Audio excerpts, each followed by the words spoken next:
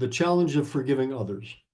Dear folks of Baba, in the past, we've had several sessions on Baba's forgiveness of us and the challenge of accepting his forgiveness, but we haven't delved into the struggle involved in our forgiveness of others.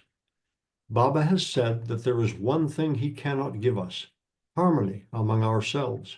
We have to give that to him. And without forgiveness, how can there be harmony? Of course, we all turn to Baba for help in this process because this is one of the foremost ways of pleasing him. Without love, none can cultivate the noble habit of forgetting and forgiving. I think it will be invaluable to hear how others have dealt with this monumental effort. Forgiveness is essential for achieving inner harmony, a prerequisite for entering into the divine love within that Baba embodies. Baba has given many insights to help in this process, such as regarding others as Baba in disguise, that others are all forms of him. That is, to go to the extent of seeing the other person not as a separate being from him, but as Baba himself. Would we want to withhold our forgiveness from him?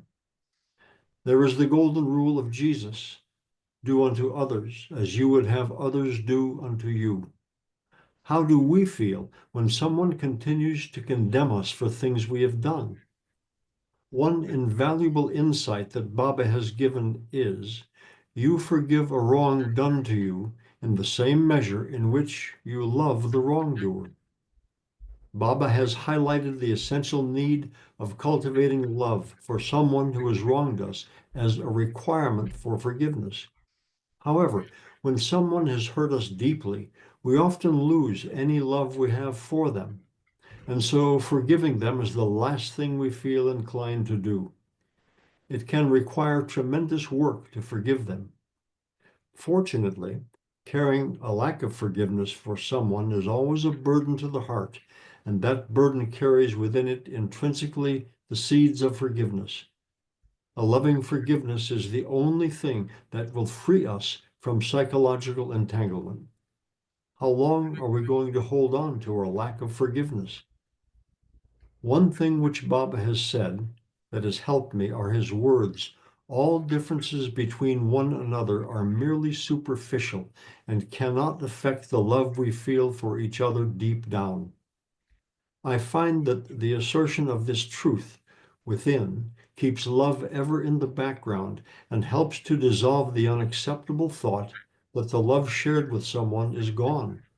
The love is still there, but it needs to be felt again. We still love each other, even though, because of the hurt or insult we've endured, it seems it's been lost. It is important to point out that our forgiveness doesn't have to be done externally with the person. Sometimes someone may be especially abusive and keeping a distance is required, or the person may no longer be living, as in the case of a parent who has passed on. Fortunately, forgiveness can be done within and doesn't require the physical presence of the other person. Sometimes it is simply enough to just be in readiness to forgive if the other person is not at the point of being willing to work on the issue. One of the Christian mystics, Thomas à Kempis, wrote, "If you knew all, you would forgive all." If we were able to empathize with the circumstances that someone has had to experience in their lives, we would have the understanding that would help in forgiving them. Ralph Waldo Emerson once wrote, "If we could read the secret history of our enemies, we should find in each man's life sorrow and suffering enough to disarm all hostility." What methods have worked for you? Can you give an example to illustrate this without revealing names? Is there an ongoing situation that still burdens you? What if the person continues their inappropriate behavior and are not likely to ever change? What do you do in that situation? Do you have an example in which speaking with the other person has helped, or even confronting the person about their disturbing behavior has worked? Does it help in forgiving someone to remember when you yourself have been guilty of the same behavior in the past. In his love, Jeff.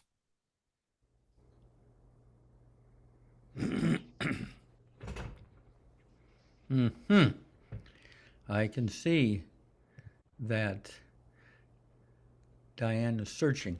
So I mean, I would be very interested to hear some of the struggles and some of the breakthroughs in forgiving others that have worked for you. I know that it's one of the greatest blocks to the flow of our love. You know, normally our heart could be flowing, but then it comes up against this person or that person that we have maybe felt wronged with in the past, and so the love is blocked. But anyways, anybody want to share? I'd like to say something. Yeah. My son has forgiven me, Ooh. and he has just let go of all the anger Oh, and fantastic. the the hatred and the bile, and I forgive him. I just forgive him completely and unconditionally. Beautiful. And Yeah. Keep it up. yeah, yeah, Oh, well, everybody is really happy to hear that because you have carried that burden for years. So that's very yeah, great news. that's wonderful news. It's almost as good as news as Terry's birthday. It's a little bit short. Let's go. Yes, Let's go to Ron and Jusima. You're here with power now. You want to take over and just make me co-host? Yeah, sure. Oh, can you hear me? Yeah. Okay. So I want to go way back to the days when I was trying to figure out who I was and what I was doing here, what I was supposed to be doing, which I kind of think of that as my spiritual search. Although I hadn't really heard the word spiritual my whole life until just recent times back in the days of 1970. But fortunately, I did. And so I began to look at all kinds of different aspects of what I did, how I looked, how I dressed, how I ate, all the different parts of life, including mental and emotional attitudes. And so a couple of things that were it might seem extraordinary, but I think I've come up just now with an idea as to why this happened. But one of the things that came to my mind when I was sitting in my apartment worrying, I looked at it and I said, "What in the world am I doing here? I'm worrying." And I said, "Well, this hasn't helped me, in the last 21 years. So I'm not going to do that anymore because I really wanted to do the right thing. I was intent on doing it. So I decided not to worry anymore. And I was determined not to do that. But the other thing that came to me one day when I don't know who I was thinking about, but somebody who, hold on one second. Go ahead. Go ahead. I was thinking about somebody who I guess had done me wrong, or I had done them wrong, maybe. I don't know. I can't remember the detail of it, but it struck me that that not forgiving and holding these animosities toward other people was as bad as worrying. It just seemed like something that I didn't want to have to tolerate it, and so I decided that was it. I was done with that one too, and so I just stopped doing it. Um, and I thought back to the people who I could remember you know, from like when I was in 4th grade or something like that. Somebody would bullied me, and all kinds of different situations of people that had done bad things to me, and including the things that I had done to other people. So I forgave myself and all of them in one fell swoop. I just felt like I was doing it. And I think Baba's grace found me in that attitude and gave me a little extra energy to make it happen. But I just thought of something that a reason, intellectually, a reason why I might have been in a mental situation that allowed me to do that. Now, tell me what you think of this thought. But I don't believe that I was a very loving person, or somebody who spent a lot of time thinking what a wonderful person so and so is, and I'm glad they like me, and you know, and being concerned about that, uh, and making that some kind of a reason to like them or love them. And so I wasn't attached to those good things. Uh, I don't think I was anyhow. So maybe it was easier for me not to be attached to the bad things. In other words, if somebody had done something good to me, I would say, "Oh, that person, I just love that person. You know, that person is great." And somebody does something bad, uh, well, I don't like them because they did something bad to me. Uh, and the same thing for how I felt when I would do things to other people, whether I might do something good and they didn't care, they couldn't care less, or I did something bad and they'd never stop disliking me for one reason or another. Anyhow, that it strikes me that maybe it was all about attachment, and maybe I wasn't attached to being very loving toward people who had treated me well, so thus I could be less attached to the people who had done me wrong, so to speak. And that's uh, Yeah. that's what I had Mo- in mind. yeah. More detached, you mean from, yeah. No, you are lucky. I You're, think so. I feel you've blessed. done, I think you done, that's, boy, yeah, that's excellent. Yeah. Over the years, maybe you can, give us some hints of, or it'll become clearer how that all happened, how Baba made that happen. Yeah. Thank you.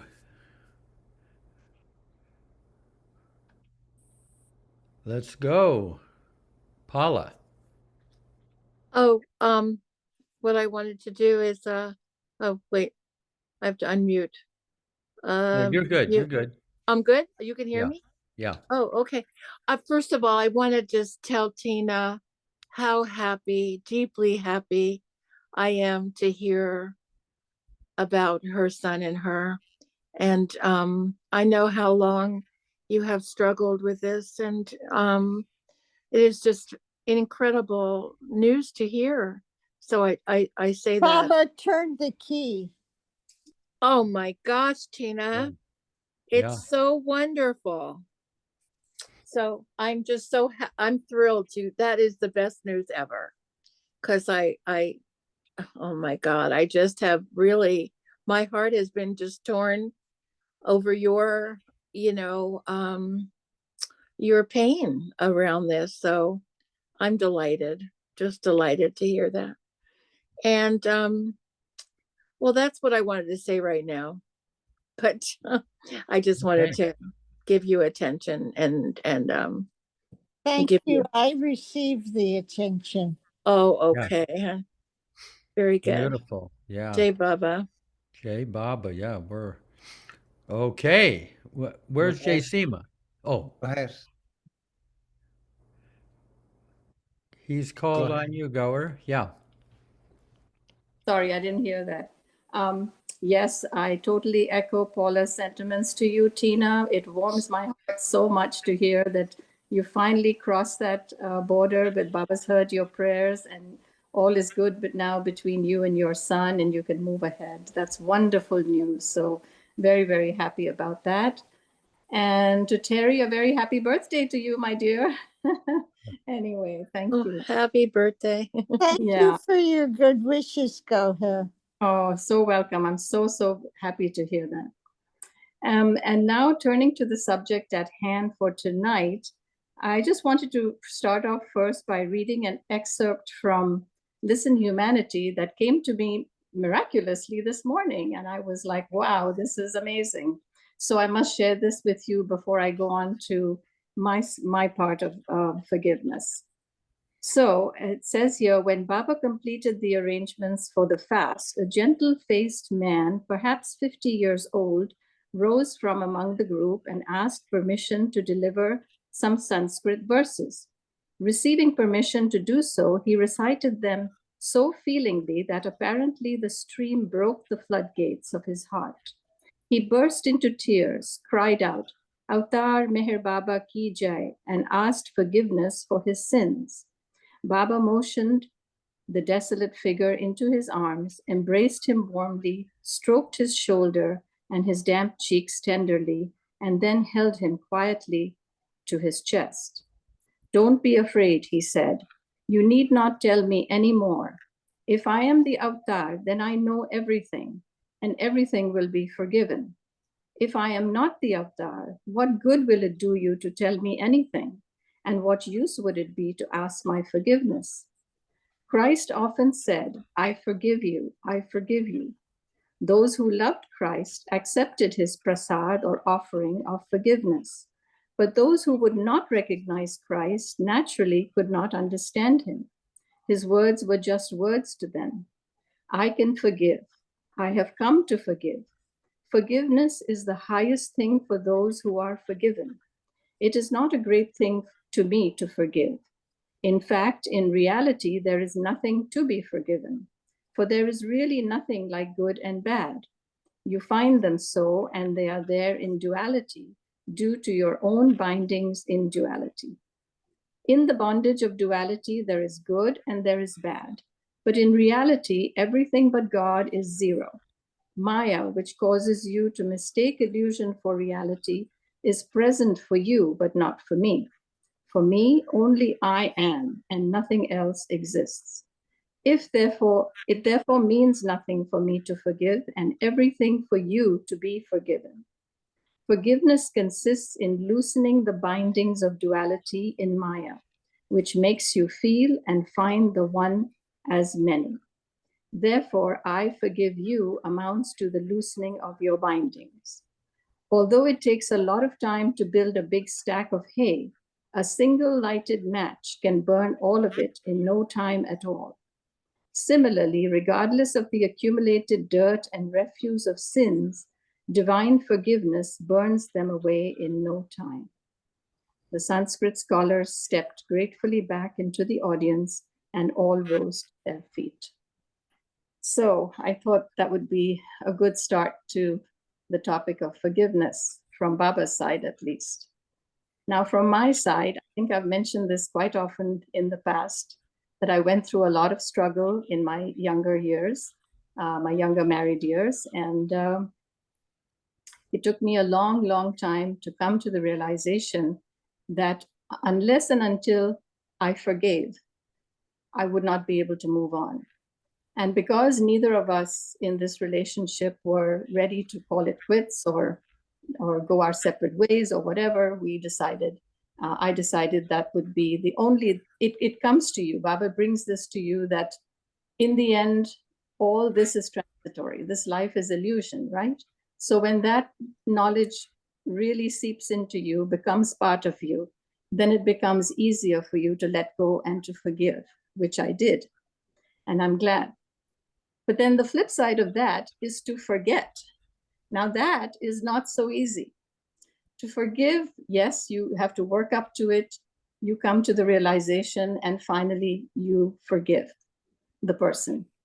But to forget, we're all human. And from time to time, it just bubbles up, as it did for me many, many times. I mean, so many reminders would happen and I would again relive the past and so on and so forth. So to forget was infinitely more difficult, I have to say. But then it also struck me that, you know, this relationship or this person that I was struggling with is actually a teacher. So therefore, this has been such a great blessing. And to forgive was actually very liberating. So unless you forgave, you couldn't move on. But to forget, oh, Baba, that was not easy at all. And it took me a long time. But then finally, one day I realized, unless I totally forget or come to the forgetful part of it, the forgetting part of it, I should say,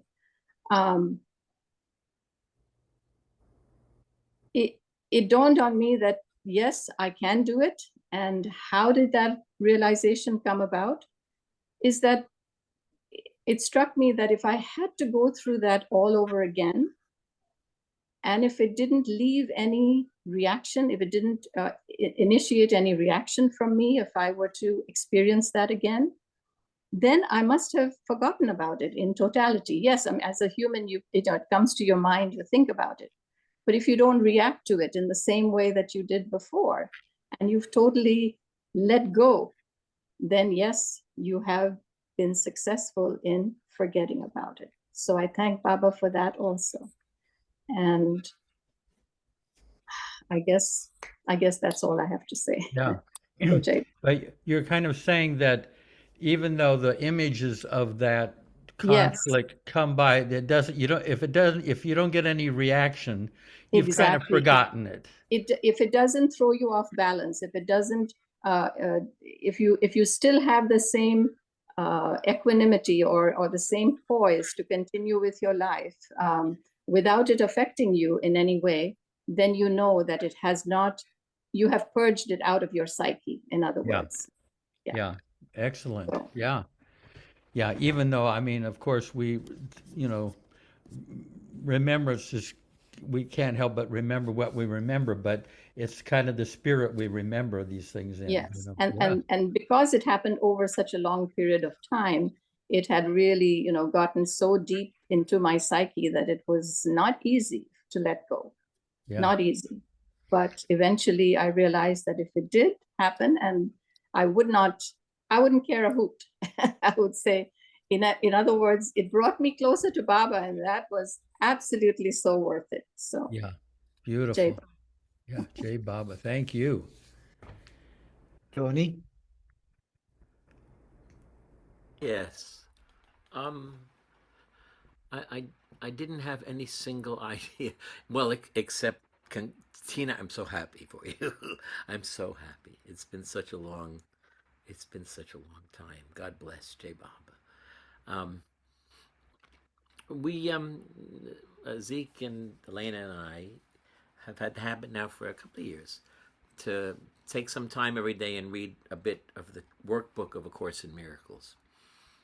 And but lately, we've been all busy, or Elena's been so tired that she had to go to bed early, and we have been like falling about a week behind. And so then we're cramming like a whole week or 10 days worth of these lessons together. I read them and then we take quiet time. But doing that, it really brings home that so much of that course is about forgiveness, and from all these different angles. But one angle that it gets at is holding grievances. And the lesson a couple of days ago was holding grievances is an attack on God's plan for salvation. So the ego's plan is to hold grievances about people, and that's going to make you feel better. And God's plan is let it go and forgive. But it's easy to say. But what it is also is that, I mean, things that have come to me through working with all this. Whatever you're holding against someone else is actually something about yourself. So I had my first big awakening to this was a woman who I was very much in love with, I thought, and suddenly just blew up the relationship or whatever. It blew up, and I was just like, oh my! And Baba wanted me to love her more. That which was, he had made that clear to me, and I knew I was in for trouble, and I got it. And so I was really a mess for a while. Baba, what is this? You've asked me to do this, and now what? And at some point, I got angry. And it was such a relief to feel angry instead of feeling all this love and like, why, what am I doing with it now? And I ran into a friend at work at the UN who had actually turned me on to A Course in Miracles, and I had bought to that and something else. And I'm telling her all about this horrible person, and I'm so glad I'm done with her. And she just looked increasingly sad.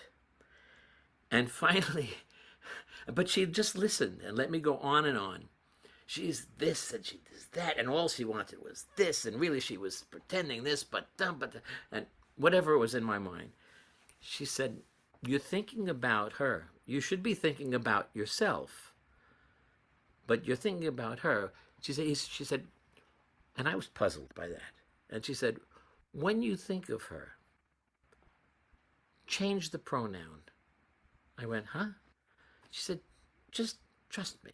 When you think about her, you know what you're saying, what's in your mind. Just change the pronoun.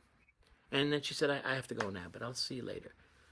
And I was in the UN cafeteria, and I had extra time, and the cafeteria was fairly empty. And I went up on a little balcony that's a kind of a private spot.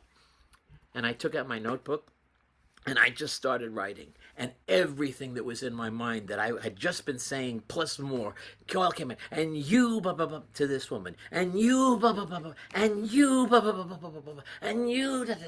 And it was it was so satisfying, you know, to just pour it all out. And when I got to the end, I reread it. Or I think, or did it come to me while I was writing?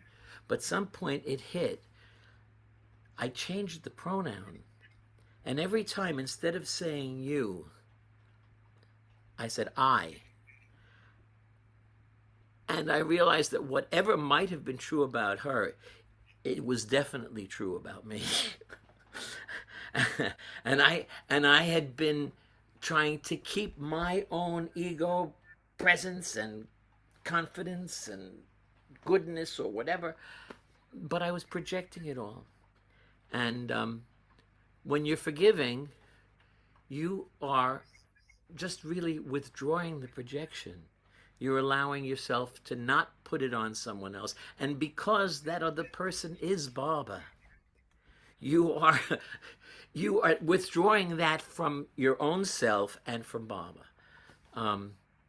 It's a very powerful thing. One other thing that I just thought of, I always quote it and I never remember exactly how it goes. But my mother used to say to me, you know, there's a little good in everyone. And then I ran into some sociopaths in my life. And Baba gave me training in sociopaths who, at least for this lifetime, have no good in them, you know. And I said, but didn't Baba say? And then I remembered reading this. And the middle part of it, I always got stuck on the middle part of it because I hear my mother's voice. But Baba it's brief. Baba says, in the Everything and the Nothing, there are some who, the first part actually, there are some who exist to hate others, be jealous of others, and make others unhappy. And there are some who exist to love others and make others happy. One who has become one with God exists for all, both good and bad. And to become one with God, one has not to renounce anything but one's own self. Baba's got a wonderful divine sense of humor. But the fact that, yeah, there are people, it was big for me to learn and accept that even Baba is saying there are people who live to cause harm to others. And you have to protect yourself from that. But on the other hand, on some level, you have to forgive, or you are using that projection, that attack, to hide from something that you hold yourself guilty of. It sounds complicated, but once you've seen it once or twice, you don't forget it. So that's all. I had nothing planned. Yeah. The only thing is, if you want to read it later, or I could read it if you're interested, there's the last discourse in the Everything and the Nothing is Forgive and Forget, which is right on this subject. Yeah, keep that aside. Thank you, Tony. Yeah. Now the unforgivable Rich. You got it right. You know, I think for me, as I go back into my past, I could never figure out what I was doing in the real world around other people that would irritate them, upset them, cause them harm or grief. I was really lost, completely lost. And over a whole lifetime here, and as Jeff could attest to, I'm still not ready for prime time. But but one of the things on this topic that I'm getting clearer and clearer about, and Go here brought this up, and is I began to realize that if I didn't forgive these things that I feel are injustices to my ego life, you know, I could have had this, I could have done that, I wish I would have, blah, blah, blah. If I don't do that, then like Tony said, I'm interfering with Baba's work on me. I'm interfering completely. And what do I want? I want to try my best to surrender to Baba as I live in this world, as I reincarnate. It's the only path that makes any real sense, but it's the only path that feels free, liberating. And so I'm trying, as this idea of forgiveness, to give it to Baba, directly to Baba, so that in a sense, I don't even have to forgive somebody. I do have to admit that I can't hate people. I can't retain anger or grievance against others. But the bottom line is, I've also tried to realize how so many people who, let's say I had an experience I didn't like with, were probably taking some of the zing out of my sanskaric energy patterns. Some of the knots that Baba tries to unravel and, you know, wean me away from that stuff. And the only way to do that is to let Baba do his work on me. And fortunately, I've known Jeff long enough that he knows part of who I've been, so I can't fool him, you know. But I can fool myself sometimes, but I can't fool Jeff. So, but really, it's been a gift, and it's come as I've gotten older and realized, you know, the lower amount of energy in my ego has to praise itself or try to work on things. But I'm still really selfish. You know, I can see my ego going, what can I get out of this? You know, and I have to try to be aware of that, because it's the same as holding on to all those past, you know, to being lost, you know, in the world. But we are so fortunate that Baba, being the Kuta, you know, can take each one of us with our own setup and bring us to him. Anyway, thank you. Thank you very much. Thank you. Yeah, great, Rich, beautiful. Yeah. He has improved tremendously since his New York days. Peter,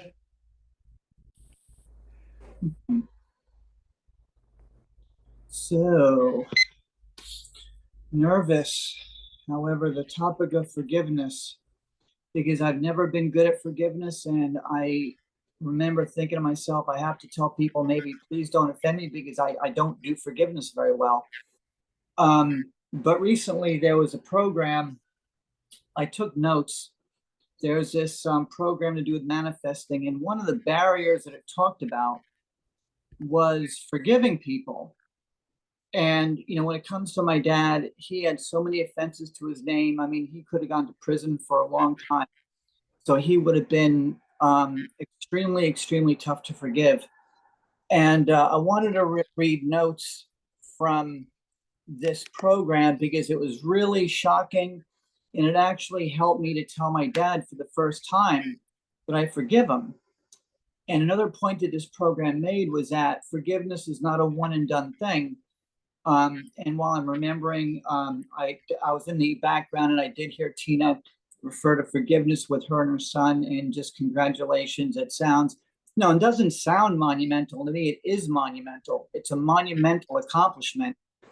And oh, a very quick happy birthday to Terry, and mine's coming up in a couple days. It makes me very nervous. But as far as the notes, it says that this lady had made a point of saying she was checking out food, and the lady at the checkout, the cashier, was very rude to her. And she said that when she went out to the parking lot, she made a comment about it. And the boy that was bagging her groceries says, yeah, her son got into an accident. He was hit while riding his bicycle. He's in the emergency room. He's in a hospital. And then she noticed that the resentment that she had instantly went away and forgiveness hit because she knew the story. And going to these notes, it says here, if the natural result of knowing the story behind behaviors that I'll say are unforgivable or unskillful behavior, if the natural result of knowing the whole story is compassion,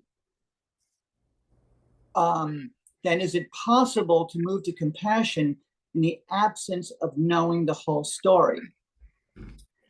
And that blew my mind. The answer was yes, according to her. And I thought to myself that if it happened with some people where I looked at the story, I looked at the absence of the story and says, okay, I'm starting to move to forgiveness with my dad. I can actually tell my dad I forgive him. The comment this lady made, though, is that how long does forgiveness have to happen? How long can it happen? While we're breathing. Until we're dead, we can constantly go, and we may need to, I know I will need to, likely ask for forgiveness or tell my dad, tell people on the Zoom call too, that I forgive them. Well, I'm not ready for here. But on another note, there's a guy, Emmett Fox, that had an exercise to deal with resentment. And what he suggested was to picture, and I've been doing this, picture people that we're very resentful to on a stage getting an award, to picture them in like a highlight, to picture great things for them. And what I've noticed is a very, very, very subtle shifting in how I feel about most people. So this is something I want to continue, because I don't want to resent for the rest of my life. I mean, it's not becoming. I don't like that kind of energy. But one thing I will mention, though, is, like I said, I have a tough time forgiving here. And for Mr. Rich Saunders, I'm not going to forgive you for interrupting me on the Zoom call before. While I was reading, no one else has interrupted me, or you're not forgiven. I don't know when you will be, but maybe someday. But anyway, I just wanted to include those tools because I've never heard it before. A friend of mine says just forgive, and I don't know how to just forgive. But it occurred to me when I heard the story that someone had, like why they were upset, the natural consequence was forgiveness. I said, I wish I could find out everyone's story so I could just let it go, so I could be free from this bitterness. And hearing this, I felt like I had a bit of a fighting chance. So just wanted to include that and pass. Yeah, beautiful. You described it very clearly. And, Rich, well, I mean, as soon as Rich kind of gets through some of the psychoanalysis, you'll be able to forgive him. Okay. So this is a very sensitive topic for me and very, very important. I was raised a Jew, and after the Holocaust, the slogan was forgive but never forget. So Goher, I understand how hard it is to forget, especially when I was raised that way. But forgiveness is a really hard one. And for me, I think it has to do with people just aren't doing it the way I want them to do it. And it's hard for me to forgive them. Like I said to Terry, if our best friends don't contact you for your birthday, how would you feel? And she went, it's okay. I've been mad at them all day. So mad. And when I think about it, they're not doing anything to her. I mean, the moment that they realize that they created this crime in my head, they will feel awful. But I just don't think, on the most part, people do things to me to get at me, except for my older brother. And which is why, after all the work I've done, blessed be, I haven't forgiven him, but I've stopped. He's no longer in my heart. Somehow Baba took him out of my heart. So it's really hard to forgive somebody and go through that. But I'm just so grateful that he's not in my heart to plague me on a daily basis. But my therapist, and boy, this is being recorded, so for posterity, so this might come back. She said to me the other day, you will never heal your injured child, which is where all these came from.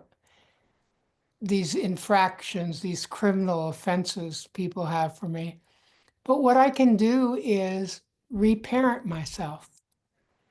And Tony, that really helped with changing the pronoun of I, because if I've ever forgotten a birthday, and I don't think I have because of my anal Virgo-ness with a calendar reminder, but if I've ever done anything,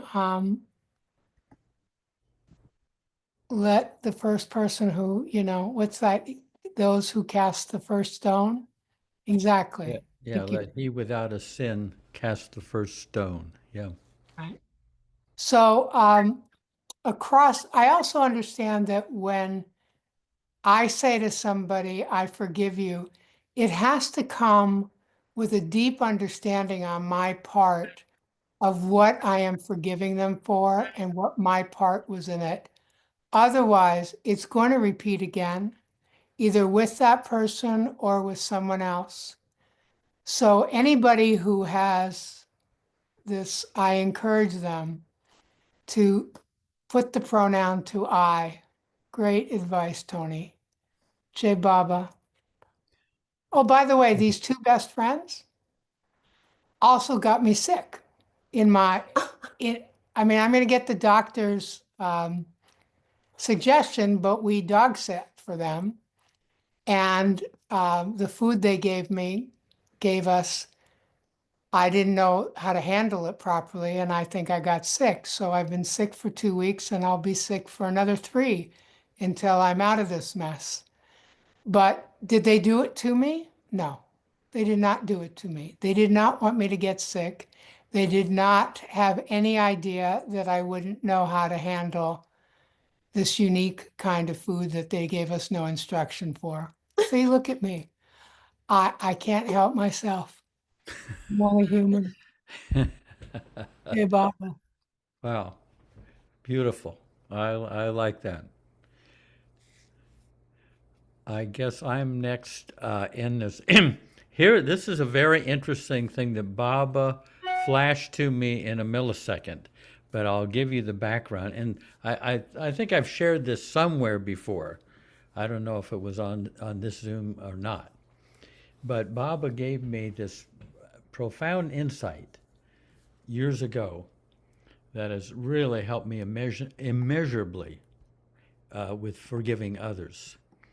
There was a person, this is years ago, there's a person I worked with, and he, we were like equals at work, but he, after time, he started like acting like he was, above me and started treating me like a second-class citizen.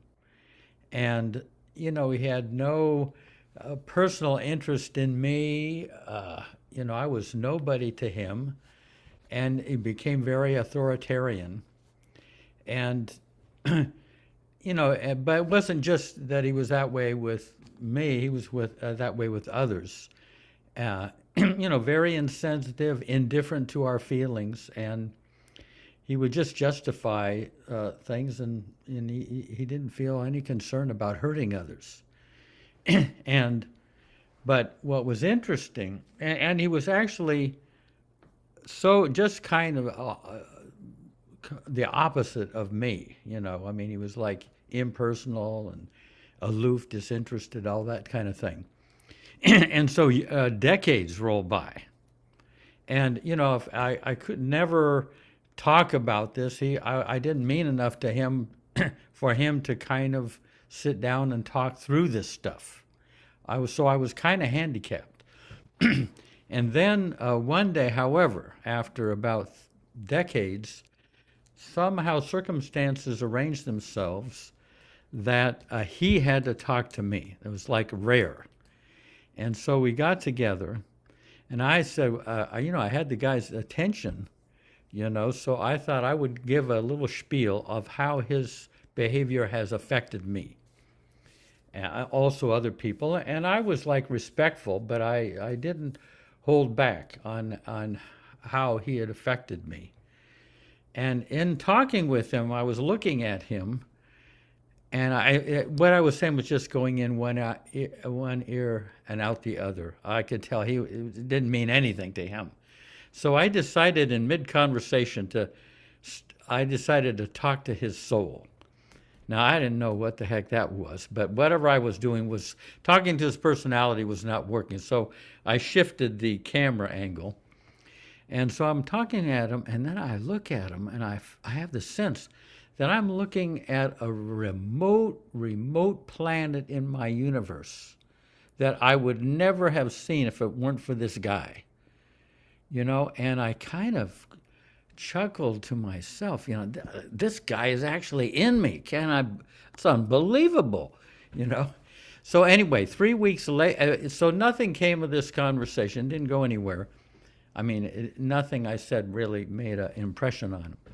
And 3 weeks later, I'm in India, and I'm in the tomb, and there's just a couple of us in there. And this scene of this guy and I kind of float by me.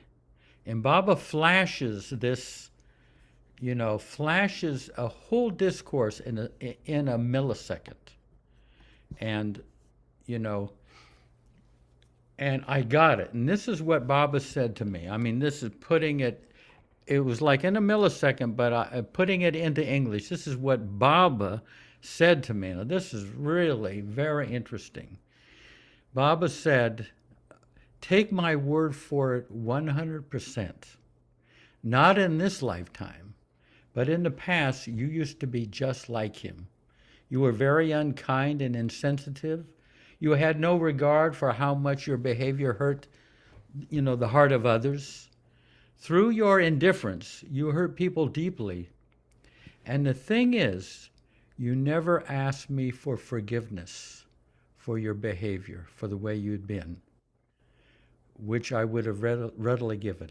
This person has been in your life all these decades to bring you to this moment when you will ask me for forgiveness for how you had been in the past. Did that make any sense? I mean, in other words, Baba's saying that take my word for it, 100%, not in this lifetime, but in the past, you used to be just like him. You were very unkind and insensitive. You had no regard for, how much your behavior hurt the heart of others. And then Baba said, but the thing is, you never asked me for forgiveness for your behavior, which I would have readily forgiven.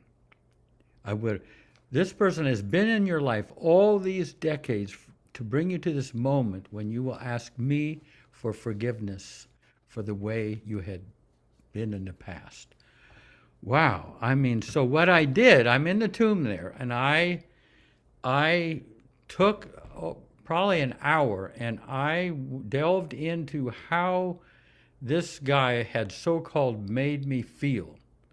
I mean, I had decades of hurt and everything, and indifference and insults and everything, and I felt it deeply, as deeply as I could.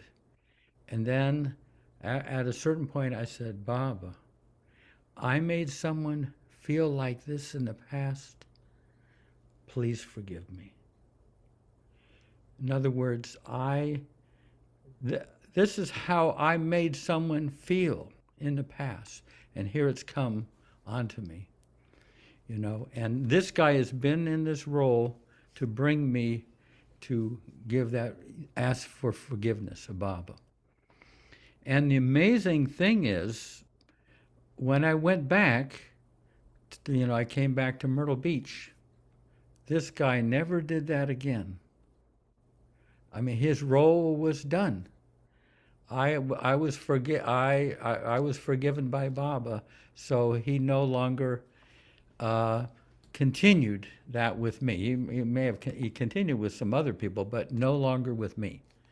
So so now I'm just to give you an example. If I'm going down the highway and some teenager cuts me off, and I practically run into someone else on the highway, I say, Baba, I used to be like this when I was, in some other time, please forgive me.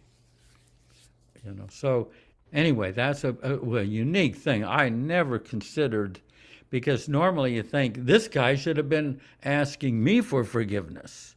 And here I'm asking Baba for forgiveness. So anyway, that's my little insight that Baba gave. Yeah. Robert. Uh, Thank you. Thank you everyone for being here. Thank you, Jeff, for that. That really was very helpful.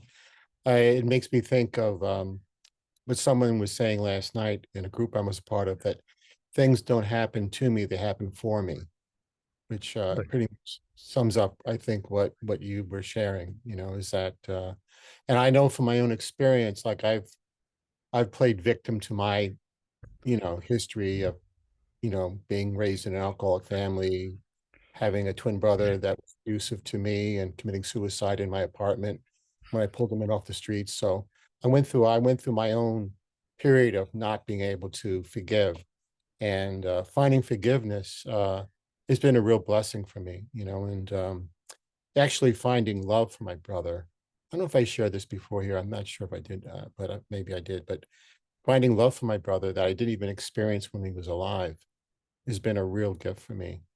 And recognizing that I probably did something in my previous life to get what I've gotten in my life, so I can't play victim. I can't blame me. I was listening to a man in a program last night that had the same challenge, a big, huge tragedy. His father had murdered his mother brutally, and he had to, I think he said it took him 30 years to forgive him, but he eventually did. He hadn't seen him for 30 years since he had done prison time and left prison. He hadn't seen him but he had realized that he had to stop blaming anyone else or blaming his father for his unhappiness. He couldn't, that was his ego. That he was blaming him for all the things that he did. He realized he's not taking responsibility for his own life. And that, his father may have done this horrible thing. Of course, it had to be a huge challenge. Of course, I can only imagine what the challenge would have been for anyone to have to deal with that. But it really, really gave me a lot when he shared that. Anyway, I'm really grateful for this share tonight. It was really beautiful. You Want know, to say something? well, something interesting that that in the email where Baba says you forgive someone in the same measure in which you love them. So you got the love for your brother, and that led to the forgiveness, just kind of as Baba had said. Yeah, Beautiful. yeah. Thank you. And you didn't even have your brother there, I mean, so you had to contact him at an inner level, you might say. Yeah, Yeah. yeah. Thank Beautiful. you. Yeah. Thank you. Prakash. Jai Baba. Thanks, Jeff, for your story. That is asking Baba for forgiveness. That really inspired me. And I found something in discourses that every one of you may be interested in just uh, looking at it. And let me read that quickly here. So, master can clear debts and dues. That's the title of this topic. Baba says the spinning of the yarn of karmic debts and dues would be endless if there were no provision for getting out of karmic entanglements through the help of a perfect master. He can not only initiate an aspirant into the supreme art of non-binding karma, but can become directly instrumental in freeing him from his karmic entanglements. The Master has attained unity with God, whose cosmic and universal life includes all persons, being one with all life, and in his representative capacity, he can become, for the sake of the aspirant, the medium for clearing up all debts and dues that have come into existence through the aspirant's dealings with countless individuals contacted in his incarnations. That's what Baba says here. So asking Baba for forgiveness, like you said, Jeff, has to work, obviously. And so that's what I thought I'll share quickly from discourses. And coming to my personal life, I had an incident where I put some money with somebody, a friend of mine who I play tennis with, and he said, I'm running a hedge fund, so I'll multiply your money. Well, that enticed me. I've already retired at that time. So I said, okay, use this money and then multiply it. And then he worked on it, and I believe he's a great guy. But then, due to some mistake he made, we lost 70% of what I gave him. So that really made me upset. And I was not cursing him, but I was not happy with him for quite some time, nor he said sorry for what happened. But anyway, over the time he worked and then recovered some of the losses.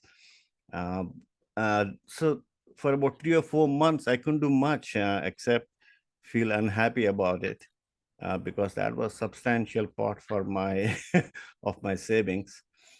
Then, but one day, Baba helped me realize that it must have been some juice from your, like you just said, Jeff, must have been something I did to him in some life, and I don't know about it. And he didn't want to lose money for me, right? I mean, he wanted to work hard and then do everything right. But so none of us wanted this to happen. So then I realized it's time I put all these things behind and forgive him and go and start playing tennis with him. So I called him up, and then we are back to pretty much normalcy. So so I think a lot of these things happen because of our past karma, just like how you said. Yeah. And so all that we can do is to just let it go. And I think the one thing that also helped me was the quote from Life at Its Best, the final account, where Baba says that all these things mean nothing at the end. You'll have an answer for everything that happened in your life. So with that thought in mind, we are back to normal. And well, occasionally when we see there's still some remnants, but we just look over it, look past it, and then continue being good friends. Jai Baba. And you're still collecting unemployment, right? No, no. No. Jai Baba. Jai Baba. Gabriela. Hey, Baba. Well, when I saw this topic, I thought I was skipping it. This is too hard. But somehow I wanted to come and really, really appreciate all the shares. Some true wisdom helping me here. This has been, of course, a year and a half since the attack on Israel, which impacted me so deeply. I've been working all this time to love and send love to those hostages, those who were killed, murdered, raped during that time, and those who have been killed in Gaza too, to make room in my heart for all the suffering and forgive and forgive. It seems to me like it's hard to live in this world now with a degree of evil, which is in the world. I'm not talking about my beautiful Baba group or the wonderful things I get to do in life and the beauty around me too. But there is, if I, depending where I put my lens, either I have to avoid all that darkness. And as somebody said, I just take them out of my heart, I can do that. Or I try to make room in my heart. And how do I make room in my heart for those who rape and kill and destroy and take the food out of the mouths of millions of children until they die, and take, away AIDS medication so that thousands and thousands of people die. All this is going on right now in our world in illusion. Yes, these are real people I'm aware of. So I see that. How am I to forgive that? Is that really me? Am I supposed to say, please, Baba, forgive me for raping and murdering all these people? Is it me that took the food out of the mouth of thousands of children who died? Is that me? Am I that? Have I been that in the past? And these are all the things we're talking about today. And I ask those questions. I want to just say, and I don't have any answers, but I will say a few things that I've been working on. I loved when somebody said about taking responsibility for your own unhappiness. Um, I I've been doing that a lot more lately. I got real sick and then I came out of it and I knew Baba had been working on me. Plus, I've been meditating every day and being with Baba and letting him sort of take me into him and also opening up to his love and just letting him just shower it into my heart. That is the best I can do. And it is helping. It helps a lot in terms of my day to day. It doesn't take away what's really going on out there in illusion. But it allows me to feel more joy. And so when I feel joy, I feel like a natural boundary around me of it's like all of that evil out there that was hurting me constantly doesn't touch me as much because I feel the joy, I feel the love. And being with my Baba Zoom arty group in the night, in the evenings, almost every evening has helped me so much to just continue to focus on Baba and allow that circle of joy around me. And to whatever extent I am capable, I must say, Baba, please forgive me for these things that are happening in the world because I am them. I am those people too. They are you. They are me. And so I just, without going crazy, which I have done in my life, I don't want to go crazy. So I take in as much as I don't know if I take in, I allow that into my sphere that and I try not to take that darkness into my heart, which I think that was hurting me a lot. I was taking it into my heart and then my heart became black with anger and pain and so but it can be in my sphere or I can join Baba and bring that into Baba's sphere. That's probably the deepest way. And I have no idea. And I have no idea who I've been or what I've done or why my karma or why my nation's karma or why America's karma or why the Gazans' karma, all these things, these are huge things. It's not necessarily individuals. It's very easy for me in my life to make peace and forgive my family and my friends. That is quite, I'm a Pisces. I'm very forgiving it. It's not so hard, but these bigger things are really huge for me and I feel for many of us. So I just wanted to give voice to all that and thank you all so much for the Yeah. safety, this place to share that. Beautifully said, Gabriella. One thing that that Upasni Maharaj talked about and Marwan Jesawala kind of confirmed that the heavy impressions of the world came, to where the women mandali were, or where Mapazi Maharaj's ashram, and they get transmuted. So you say you're getting hit by these things, but you're, in a way, I would say you're transmuting those things. It's not like they're just sitting there. Because of your love, they are getting transmuted, and it doesn't feel good, but it's part of what Baba has us doing. If we're sensitive to the world around us, there's no escape. You can't be an ostrich with your head in the ground. You know what I mean? So there's a certain amount of. Kitty used to say,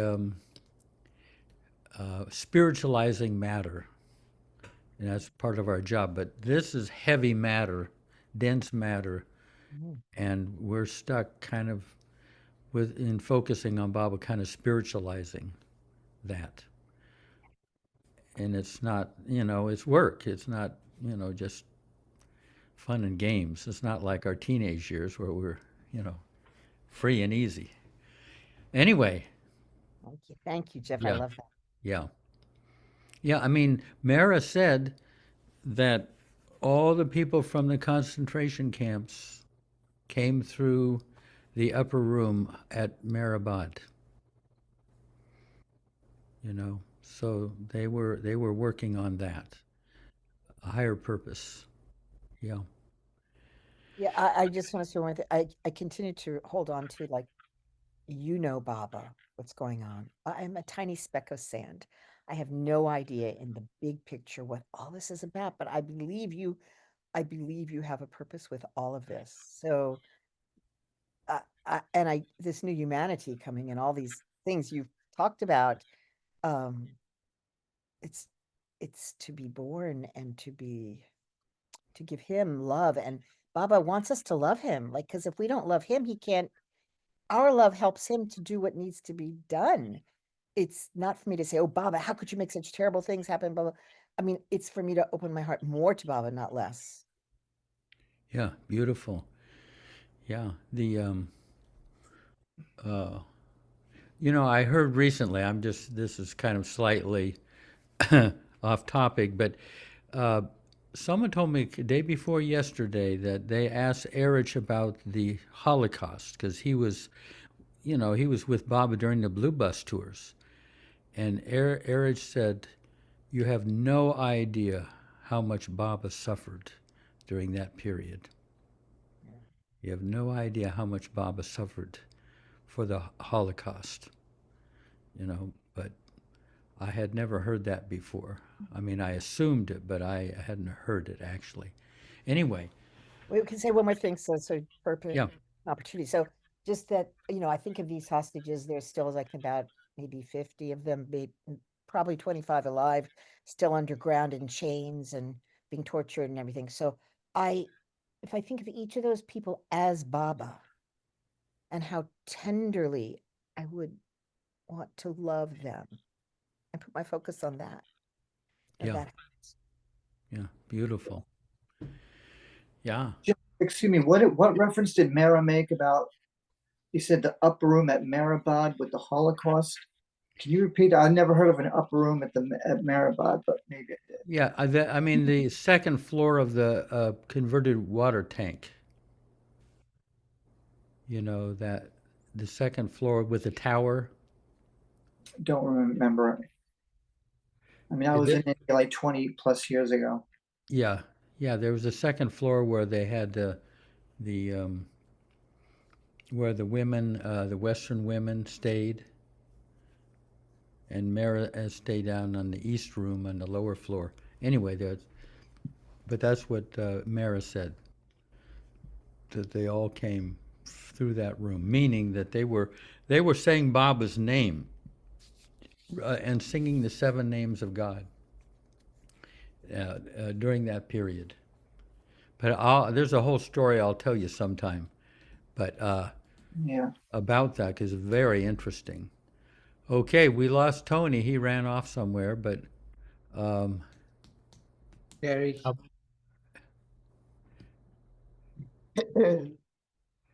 So, like most people, I grew up and my parents did things that were hurtful to me, and I had anger and aggravation, and it was really dark for me. But as I've aged, I've really noticed that everything that I struggled with gave me such an amazing gift in return.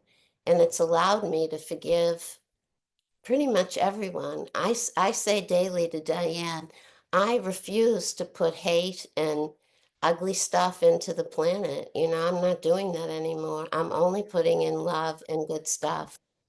And you know, even with Hitler, they said that he was so abused as a child.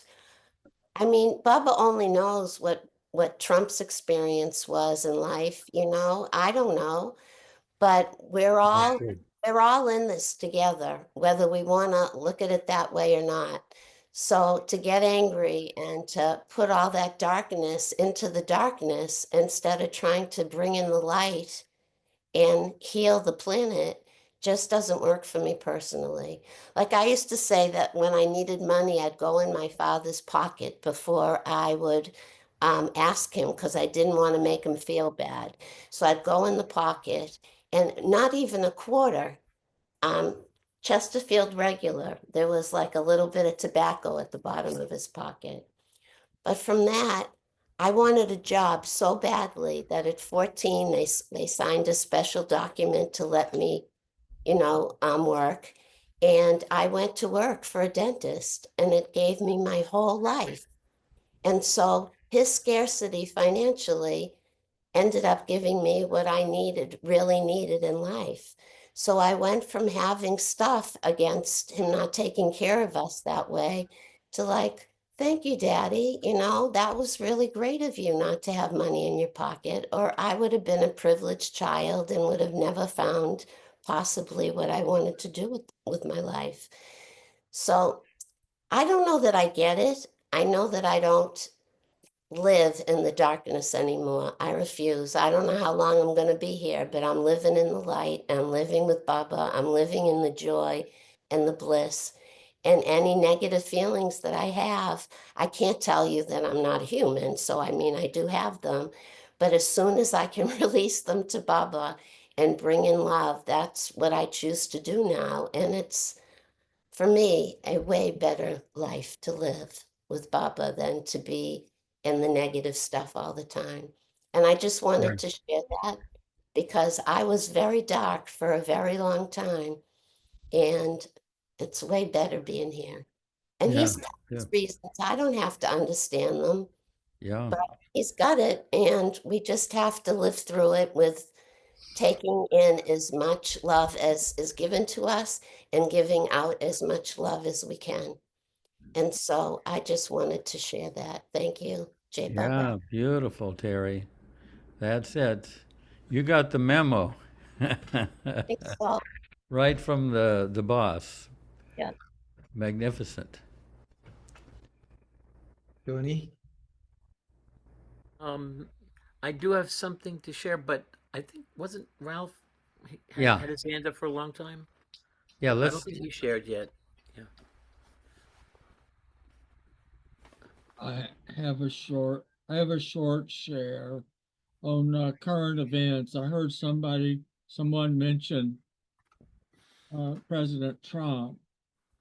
This is a current event that at this time, I'd like to report the moon is currently located in the southern center part of the Atlantic Ocean, halfway between Brazil, South America, and Brazil, Africa. There is a Brazil, Africa, and the moon is directly in line with Brazil, the South American, Brazil, Africa, And moonrise, it looks like, is at this moment occurring probably for Prague, Oklahoma. Probably. That's it. And Okay. the sun is currently directly over Japan. Hmm. J Bob. Yeah. Okay. The lunatics are out. Yes, sir. Okay. All right. Let's see. We're getting kind of close to the. Oh yeah. Tony. Uh, and then but you thought you might read that forgive and forget at the end too. Okay. Yes.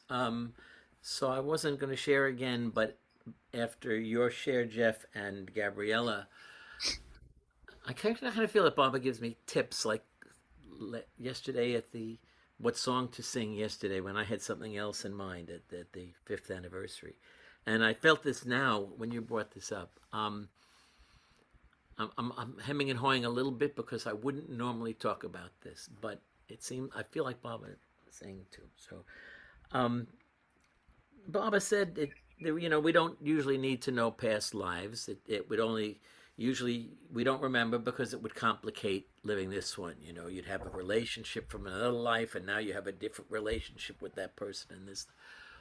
But I've been curious about these things, and I often ask Baba when something doesn't make sense or it's not fitting or this what is it with this. So I ask a lot and I do get answers, or he'll point me to dreams I used to have, and so I have some awareness, and this ties into Baba saying to you about it took you a long time to ask me for forgiveness, so that's where this is kind of going. I had, if those who've heard my Baba story, Baba spoke a number in my dream.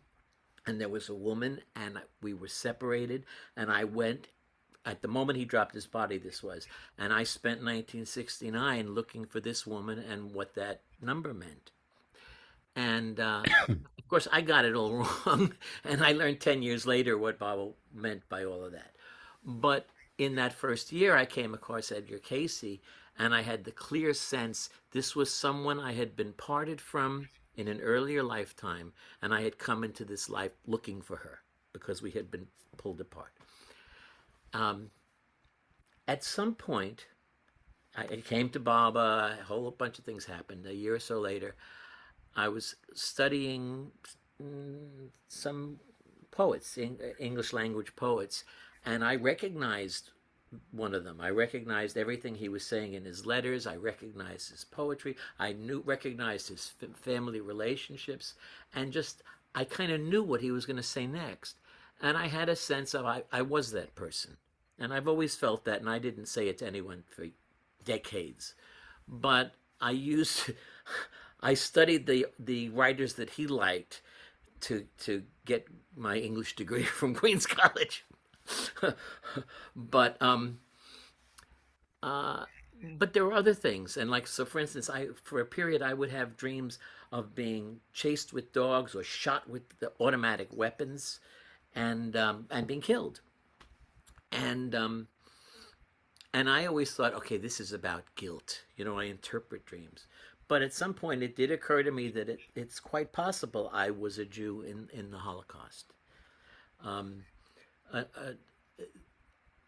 Another thing that was, this came later, but at some point I went to, the UN sent me to a conference in Madrid, and while I was there, I had a chance to go to Assisi and to Avila. And in Avila, I saw a little, where St. Teresa lived. And outside the convent of St. Teresa, there was a little plaque with the name of someone who's considered a saint and the number 303. Well, that was the number Baba had spoken in that experience. And I just thought, well, that's cute, Baba. It's funny that you're showing me this thing. And decades later, after talking to Charles Haynes and to Christopher about Jane and about St. Teresa, I looked up this Vincent, and he was the spokesman for a bishop, an early Christian bishop, and the powers that be wanted to persecute and torture the bishop, but he was a kindly old man and they didn't want to make people angry. So they tortured and killed his spokesperson, who I think probably was me. I had some awareness of having connection with Baba in incarnations prior to that, but from distant, you know. But anyway, a point came where I was reading Stephen Forrest about an astrological thing when the South Node is conjunct Pluto. And it's the only negative thing I've ever heard this particular astrologer write. He said, if you've got that in your chart, and I do, you did some really horrible, nasty, kind of unforgivable thing that probably affected a lot of people, and it's just something that you have to do. And it was public, you know. And I thought, well, he's just gone off the deep end. I mean, he's a really good guy, but I couldn't let go of it. And I wound up having a reading. I don't do psychic readings, but with someone who was been advised to help with Elena with something. And so I had a reading with him. And I said, is there anything to this? And he got it all wrong, but I got very clearly then on my own that I had been, it felt like an inquisitor, grand inquisitor. And I have the sense that in that lifetime, I had, and what this Akashic reader said was, because you were so close to God, this was something that had to happen, and he selected you to do this because it had to be done and it wouldn't take you away from him. Something like that. And that may be so, but I know I have experienced a tremendous amount of loss over several lifetimes. And I bring this up because Trump came up, and I became aware that even if you have a role to play, some people say Trump has a role to play, that Baba put him there, you still pay the karma for that. And so as this poet that I was in the 1800s, he died of tuberculosis at a young age. The woman that he was in love with and engaged to, as a young man, he died very young. His mother, his father died of tuberculosis. And when I got, it was during that Akashic reading, that this actually was the case that and then maybe I'd been in the Holocaust as part of the balancing. But when I got that I had done that, I felt that so deeply, and I started weeping, and I said, Baba, please, please forgive me. And I asked all the people who I had harmed in that lifetime, if they could forgive me. And it was a startling experience for me. But that sense of loss that has followed me in many ways, even in this lifetime, is gone. It's gone. It's not there anymore. And as much as I don't like Trump and hope he's gone quickly, I have compassion for him, because he's gonna have to pay that karma. He's gonna have to, and it's gonna be horrible. And it'll last as many thousands of years as it takes until he's ready to say, please forgive me, you know. So between Jeff saying that, I don't think I've shared this openly before, but and Gabriella's share, yeah, there's a whole lot that in the story that we don't know about, and it fits, it makes sense. Jai Baba. Yeah.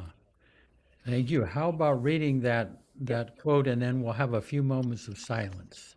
Okay. This is the very last discourse or mini discourses they are. No, not the very last. Second to last. It's called Forgive and Forget. People ask God for forgiveness. But since God is everything and everyone, who is there for him to forgive? Forgiveness of the created was already there in his act of creation. But still, people ask God for forgiveness, and he forgives them. But they, instead of forgetting that for which they asked forgiveness, forget that God has forgiven them, and instead remember the things they were forgiven and so nourish the seed of wrongdoing, and it bears fruit again. Again and again, they plead for forgiveness, and again the Master says, I forgive. But it is impossible for men to forget their wrongdoings and the wrongs done to them by others. And since they cannot forget, they find it hard to forgive. But forgiveness is the best charity.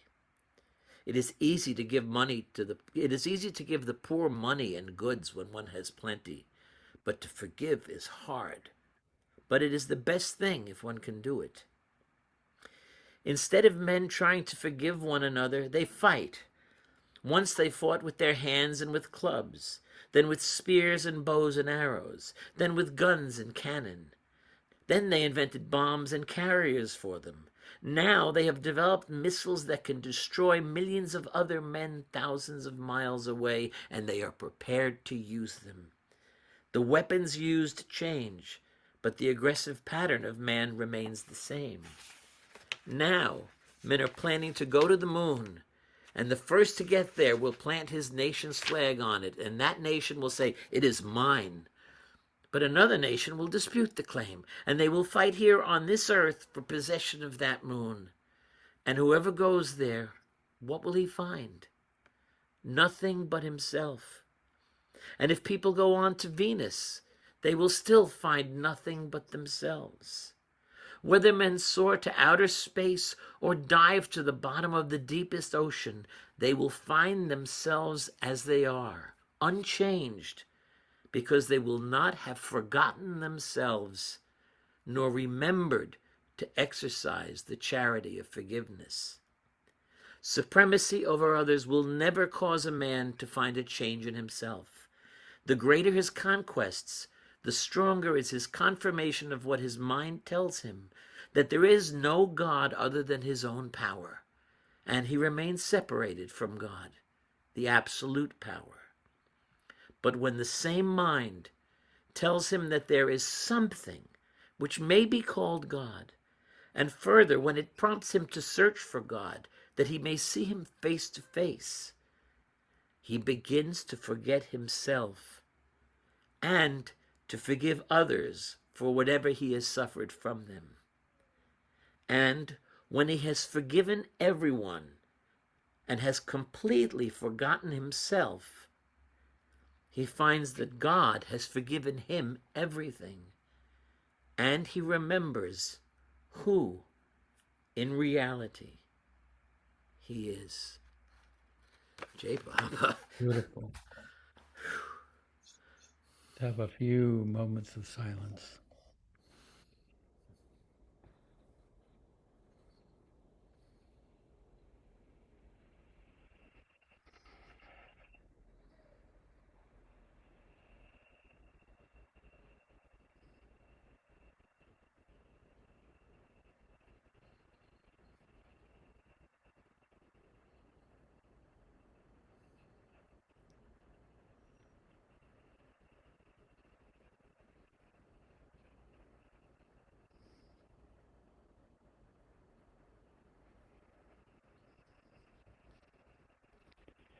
Jai Baba.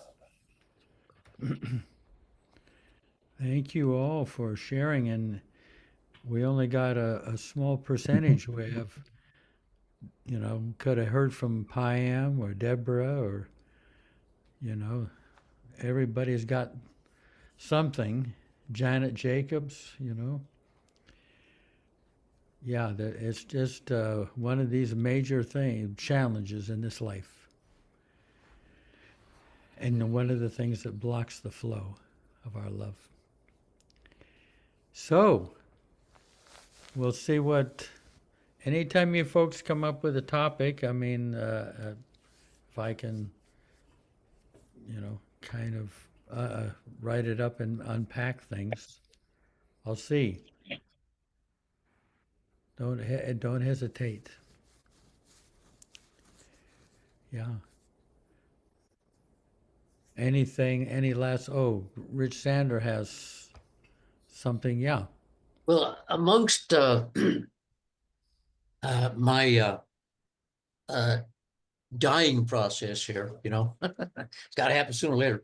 I have been going through this transformation, and I've analyzed it and all this, blah, blah, blah. But the only way I can experience most of this is to encounter other people in life. And for me, that's really, really where it happens. And so I have a magnificent renter in the front of my house now. And she has a good friend who came to visit her. And this good friend is a mother with this 4-year-old. So the 4-year-old comes into the backyard and starts playing with me. And her name is Freya.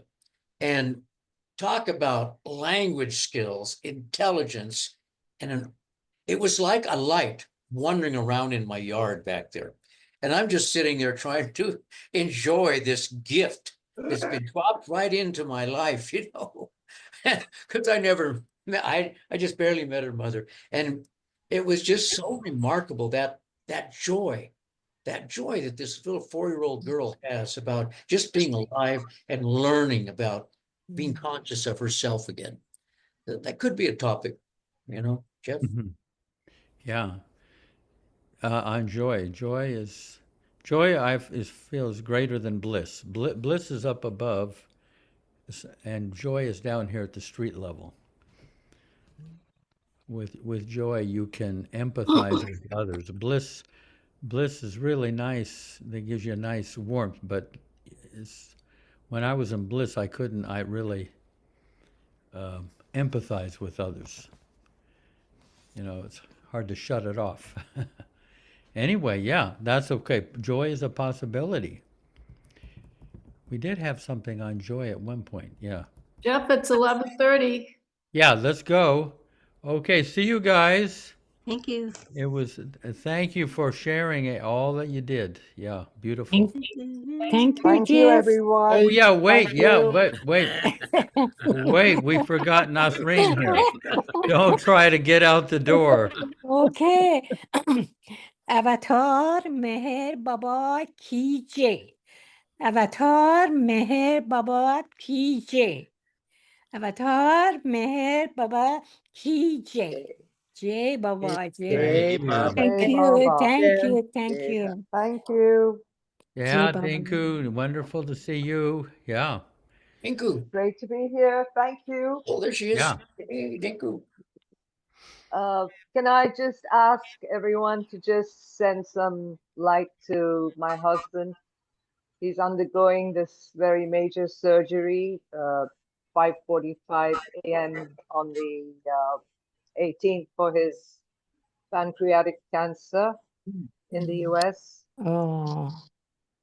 In So California. Yeah.